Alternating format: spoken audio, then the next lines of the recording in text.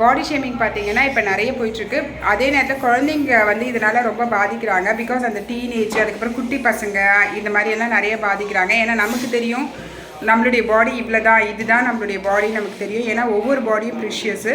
அதனால் குழந்தைங்க வந்து வெளியே போயிட்டு பாடி ஷேமிங் பண்ணாங்கன்னா என்ன சொல்லணும் அப்படின்றத வந்து நான் சொல்லி கொடுத்துருக்கேன். குழந்தைங்க சொல்லுவாங்க.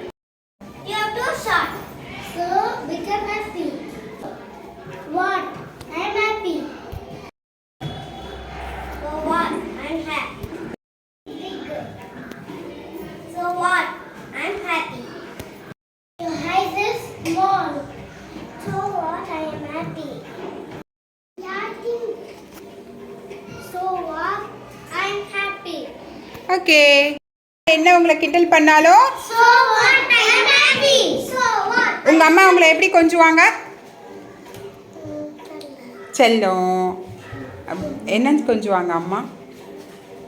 உங்களை எப்படி கொஞ்சுவாங்க அம்மா? செல்லக்குட்டி கொஞ்சுவாங்களா? உங்க அம்மா என்ன கொஞ்சுவாங்க? உங்க அம்மா என்ன கொஞ்சுவாங்க? செல்லக்குட்டி. உங்க அம்மா? உங்க அம்மா? ஓகே. அப்போ அம்மா அப்பாவுக்கு உங்களை ரொம்ப பிடிச்சிருக்குல்ல? அப்போ என்ன பண்ணணும்? அம்மா அப்பாவை ஹாப்பியாக வச்சுக்கணும். யார் என்ன சொன்னாலும் ஸோ வாட், ஐம் ஹாப்பி அப்படி சொல்லணும். ஓகேவா?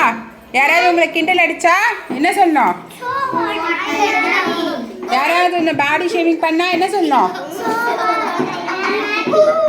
So what. யாராவது ஏதாவது கிண்டல் பண்ணாங்கன்னா என்ன சொல்லணும்? ஓகே, அப்படிதான் சொல்லணும். சரியா? யார் கிண்டல் பண்ணாலும் அழக்கூடாது, நான் நல்லா இல்லையான்னு யோசிக்கக்கூடாது. நீங்கள் எல்லாருமே சூப்பராக இருக்கீங்க, செம்ம அழகாக இருக்கீங்க. ஓகேவா? எல்லாரும் எப்படி இருக்கீங்க?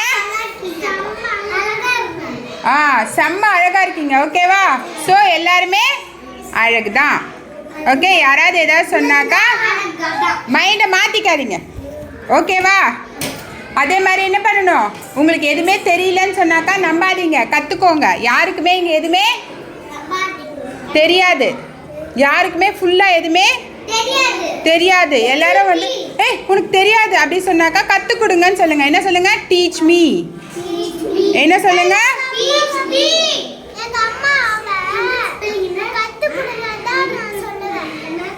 அதுக்கிட்ட ஃபயரில் போய் நான் விளையாடணும்னு சொல்லாதீங்க. ஓகேவா? குக் பண்ணணும் அப்படியெல்லாம் சொல்லாதீங்க.